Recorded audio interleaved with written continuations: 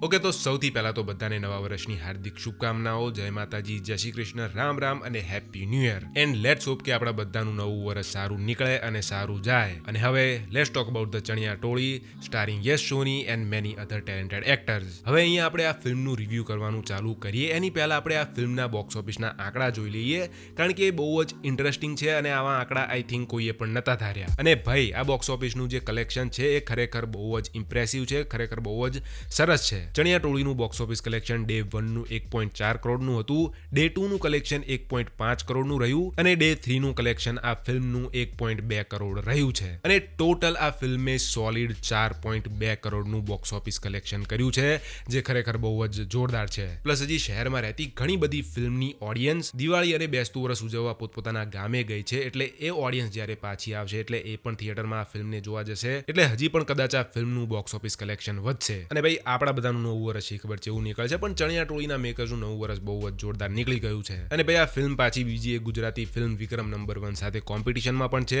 પણ આ કોમ્પિટિશનની વિજેતા બહુ જ ઇઝીલી ચણિયા ટોળી છે. વિક્રમ નંબર 1 આની આસપાસ પણ નથી, કારણ કે વિક્રમ નંબર 1 નું ટોટલ 7 દિવસનું કલેક્શન માત્ર 18 લાખ રૂપિયા જ થયું છે, જેની વિરુદ્ધમાં ચણિયા ટોળીનું માત્ર ડે 1 નું કલેક્શન 1.4 કરોડ છે. ચણિયા ટોળીનું ડે 1 નું કલેક્શન વિક્રમ નંબર 1 ના લાઈફ ટાઈમ કલેક્શન કરતા પણ 4 ગણું વધારે છે. એનીવે, મેં જોઈ film Chaniya Toli, written and directed by Jay Bodas and Parth Trivedi, જેમણે આની પહેલા ફક્ત મહિલાઓ માટે, ફક્ત પુરુષો માટે અને મે બી ઇન ફ્યુચર કદાચ ફક્ત LGBTQ માટે ફિલ્મ બનાવશે. ઓકે, મજાક કરું છું, મેં એમની ફક્ત મહિલાઓ માટે નથી જોઈ, પણ મેં એમની ફક્ત પુરુષો માટે જે ફિલ્મ હતી એ જોઈ હતી અને મને એ ફિલ્મ ગમી હતી. એને લઈને થોડાક મિક્સ રિવ્યુ હતા, પણ એન્ડ ઓફ ધ ડે મને એ ફિલ્મ ગમી હતી. અને ભાઈ હા, હું ઓલમોસ્ટ ભૂલી જ ગયો તો આ ફિલ્મના રાઇટિંગ ક્રેડિટમાં હાહાકાર ફિલ્મના લેખક અને ડાયરેક્ટર પ્રતીકસિંહ ચાવડાનું પણ ક્રેડિટ છે. એમણે પણ આ ફિલ્મને લખવામાં એમનું યોગદાન આપ્યું છે. મેં જ્યારે આ ફિલ્મનું ટ્રેલર જોયું હતું ત્યારે મને આ ટ્રેલર ખૂબ જ ગમ્યું હતું. રીઝન બીઇંગ આ ફિલ્મનો રોબરી વાળો કોન્સેપ્ટ અને એ જોનરા જે મને ખૂબ જ ગમે છે. ફિલ્મની સ્ટોરીની વાત કરીએ તો યશભાઈનું કેરેક્ટર એક દી એક ન્યૂઝપેપરમાં એક ગામ વિશે જાણે છે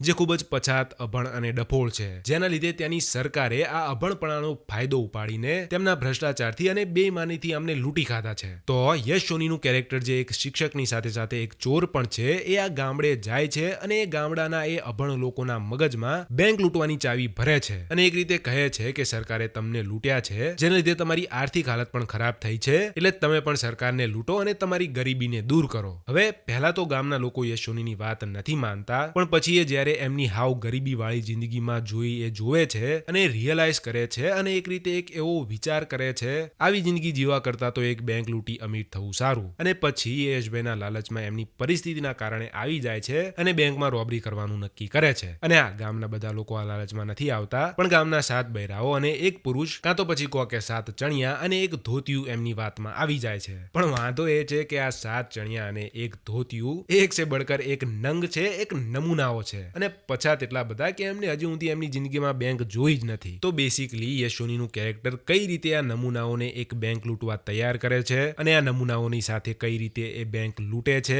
એમને આ બેંક લૂંટવા શું શું તકલીફ પડે છે અને શું એન્ડ ઓફ ધ ડે આ લોકોને બેંક લૂંટવામાં સફળતા પણ મળે છે કે નહીં, એ આપણને આ ફિલ્મની સ્ટોરીમાં જોવા મળે છે. હવે ફિલ્મની સ્ટોરી જે છે એના ફર્સ્ટ હાફમાં એક આમ હાઇસ્ટ વાળી ફિલ્મની જેમ આગળ વધે છે અને આ ફિલ્મનો ફર્સ્ટ હાફ એટલો બધો સ્ટોરી ડ્રીવન નથી અને સ્ટોરી મૂવમેન્ટની દ્રષ્ટિએ એટલો બધો ઇન્ટરેસ્ટિંગ નથી, પણ ફિલ્મનો ફર્સ્ટ હાફ કોમેડી ડ્રીવન જરૂર છે. ફિલ્મનો ફર્સ્ટ હાફ કોમેડીની દ્રષ્ટિએ ખૂબ જ ફની હતો, જે તમને ખૂબ જ હસાવશે અને ખૂબ જ મજા કરાવશે. હાવેવર ફિલ્મ એના સેકન્ડ હાફમાં એના ફર્સ્ટ હાફ કરતા એકદમ વિરુદ્ધ થઈ જાય છે, જ્યાં ફિલ્મની કોમેડી જે છે થોડીક હળવી પડે છે, પણ ફિલ્મની સ્ટોરી જે છે બહુ જ ઇન્ટરેસ્ટિંગ બની જાય છે. ફિલ્મની જે એન્ડિંગ હતી, જેના વિશે વગર કોઈ સ્પોઇલર દેતા કહીએ તો, જેમાં ચેતન દયાનું કેરેક્ટર એક સિચ્યુએશનમાં હોય છે અને એ સિચ્યુએશનમાંથી ચેતન દયાનું કેરેક્ટર લાવો લેવા જાય છે, પણ લાવો લેવાના ચક્કરમાં એમનો જ માવો બની જાય છે. અને એ રીતનું એક જે આ ફિલ્મનું કન્ક્લુઝન હતું એ ખૂબ જ સરસ હતું અને મને ઘણું ગમ્યું. ફિલ્મની અંદર અમુક એવા જોક્સ અને કોમેડી સીન્સ હતા જેનો ઇન્ટેન્ટ કદાચ એ હતો કે ઓડિયન્સ આ જોક્સને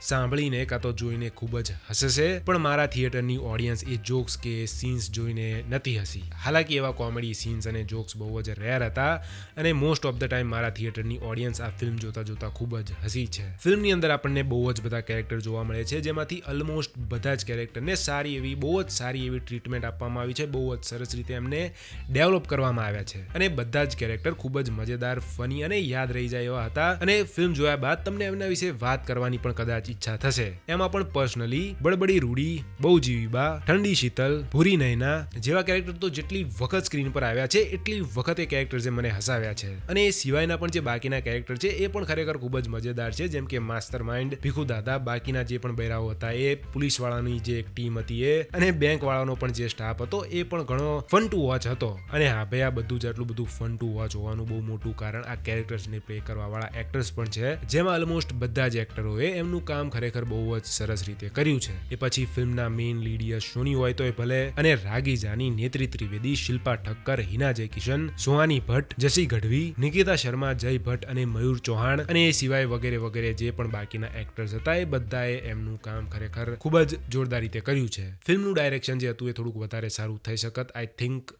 ફિલ્મની અંદર ઘણા અમુક એવા સીન્સ હતા જેને થોડીક વધારે કવરેજની જરૂર હતી, થોડીક બ્લોકિંગની અને થોડીક કેમેરા મુવમેન્ટની જરૂર હતી, જે ફિલ્મને થોડીક વધારે બ્રીધેબલ બનાવત. ફિલ્મ જે છે ઘણી ફની છે, પણ આઈ થિંક જો ફિલ્મની એડિટિંગ થોડીક વધારે સારી હોત, અમુક કટ્સને જો થોડાક વધારે પરફેક્ટ ટાઈમિંગે મારવામાં આવ્યા હોત તો એ ફિલ્મને થોડીક વધારે ફની બનાવત. પ્લસ આ ફિલ્મની પેસિંગ જે છે, અને આ ફિલ્મની પેસિંગ જે છે એ બહુ જ સરસ છે, બહુ જ સારી રીતે આ ફિલ્મને પેસિંગ આપવામાં આવી છે. પણ ખબર નહીં કેમ મને એ યુટ્યુબ વિડીયો જેવી વાઇબ આપે છે કે ભાઈ આપણે ઓડિયન્સને એક રીતે કટ્સ મારીને એન્ગેજ કરવાની છે એમ. અને ભાઈ ડેફિનેટલી 100% એ રીતે ઓડિયન્સ જે છે એન્ગેજ તો થઈ જાય છે, પણ એ ફિલ્મની ઓવરઓલ પેસિંગમાં અમુક જગ્યાએ થોડીક અબ્રપ્શન ફીલ કરાવે છે. અને હા, આ ફિલ્મની એડિટિંગ જે હતી એ વીક હતી થોડીક, બાકી ટેકનિકલી આ ફિલ્મ ખૂબ જ સરસ હતી. હું આ ફિલ્મને દઈશ 7 આઉટ ઓફ 10. જો તમે ચણિયાટોળી ફિલ્મ જોઈ હોય તો તમારો આ ફિલ્મ જોવાનો એક્સપિરિયન્સ શું હતો, તમને ફિલ્મ કેવી લાગી, અને તમારા આ ફિલ્મ વિશેના જે પણ ઓપિનિયન છે એ કોમેન્ટમાં શેર જરૂર કરજો. અને ભાઈ મે બી તમને હવે મારા ચેનલ પર લાંબા ટાઈમ સુધી કદાચ કોઈ વિડીયો જોવા નહીં મળે. ના, આઈ થિંક કદાચ હું હજી એક વિડીયો અપલોડ કરીશ, પણ મે બી એના પછી કદાચ તમને મારી ચેનલ ઉપર લાંબા ટાઈમ સુધી કોઈ વિડીયો જોવા નહીં મળે, કારણ કે હું એક શોર્ટ ફિલ્મ ઉપર કામ કરી રહ્યો છું. અને જ્યાં સુધી હું એ શોર્ટ ફિલ્મ ઉપર કામ કરી રહ્યો છું ત્યાં સુધી મે બી તમને મારી ચેનલ ઉપર કદાચ કોઈ વિડીયો જોવા નહીં મળે. અને કદાચ એવું પણ થઈ શકે છે કે હું રિવ્યૂ કરવાનું જ બંધ કરી દઉં કાયમ માટે. હાલાકી મેં આના ઉપર હજી કંઈ ઊંડા વિચાર કર્યા નથી હું શું કરીશ એમ, પણ હાલ તો હું શોર્ટ ફિલ્મની રાઇટિંગ પ્રોસેસમાં છું, અને એક વખત લખાઈ જાય, બની જાય પછી ડેફિનેટલી હું એને તમારી સાથે શેર કરીશ. અને ભાઈ જો તમને લાગતું હોય કે આને બહુ બધી ફિલ્મોને બહુ ક્રિટિસિઝમ આપ્યા છે, બહુ બધી ફિલ્મોના ખરાબ રિવ્યૂ કર્યા છે, કાં તો કદાચ મેં તમારી ફેવરેટ ફિલ્મોને નેગેટિવ રિવ્યૂ આપ્યા છે and you wants to take revenge, તો હું એના માટે તમને બધાને ચાન્સ આપીશ કે તમે મારી ફિલ્મને તમને જેમ ફાવે એમ રિવ્યૂ આપો. પણ એક વસ્તુ યાદ રાખવાની, મેં ઓલમોસ્ટ બધી જ ફિલ્મોને ઓનેસ્ટીથી રિવ્યૂ આપ્યા છે. જો મને ફિલ્મ નથી ગમી તો ના ગમી એમ કીધું છે, અને જો ગમી હતી તો ગમી છે એવું પણ કીધું છે. એટલે એ રીતે એમ પછી તમારે પણ ઓનેસ્ટીથી રિવ્યૂ દેવાના. એનીવે જ્યારે પણ હું એ શોર્ટ ફિલ્મ બનાવીશ અને યુટ્યુબ પર રિલીઝ કરીશ ત્યારે તમે વિડીયોથી નહીં મારી જેમ તો પછી એ ફિલ્મના કોમેન્ટ સેક્શનમાં જે રિવ્યૂ આપવું એ આપજો. ખુલ્લા મનથી જે ક્રિટિસિઝમ દેવું હોય એ દેવા છુટ્ટી. પણ ત્યાં સુધી Tata, bye bye and thanks for watching.